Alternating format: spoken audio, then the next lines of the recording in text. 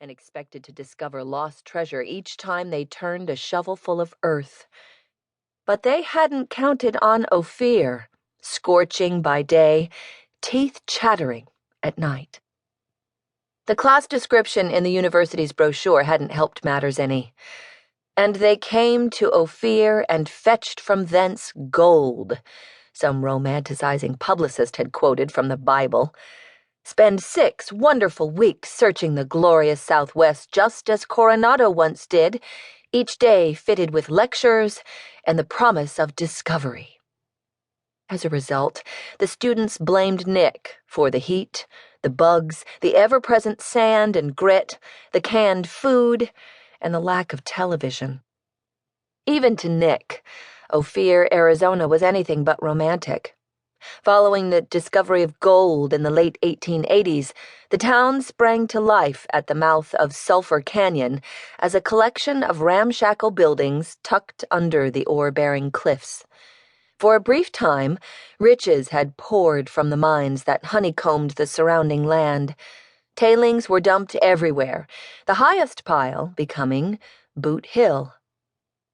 At the height of the boom, Ophir's population rivaled the likes of Tombstone and Bisbee.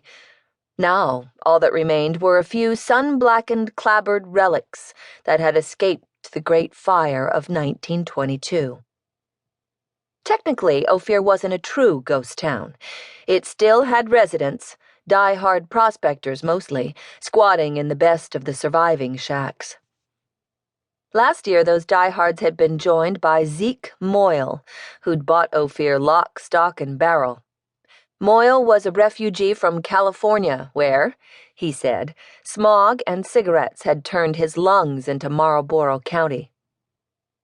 Upon taking possession of the town, Moyle named himself mayor and declared Ophir a tourist mecca in the making. His first official act was to rename the largest surviving shack the Emporium General Store. As meager and bedraggled as the place was, it served as a gathering spot for Nick's students in the evenings after work. There was no place else. At first, Moyle had been more than friendly, possibly because he thought Nick was there to help him realize his dream. But he was quickly disillusioned. Her interest was in what lay beneath Ophir, the artifacts that had been lost in the Great Fire. Her quest had been triggered by the discovery of pioneer diaries found in the archives at the University of New Mexico, where Nick's father, Nicolette Scott, headed the Department of Archaeology. The manuscripts were part of a bequest dating from 1936.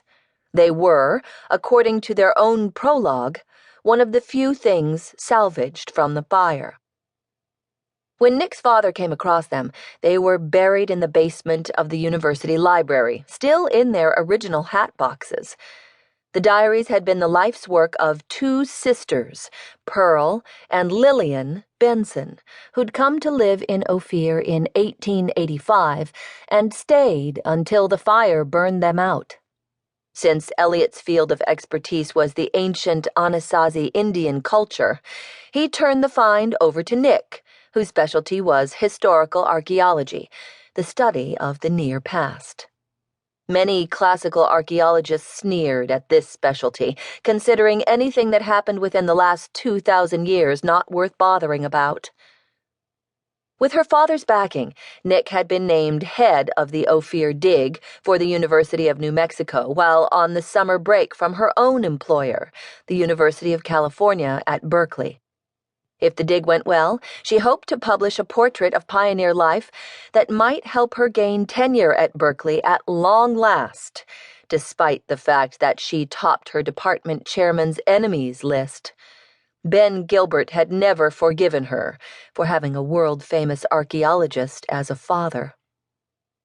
Reading the Benson sisters' account of everyday life had made Nick realize that the image most people had of the Old West came from movies and had nothing to do with the day-to-day reality that confronted the 2 women.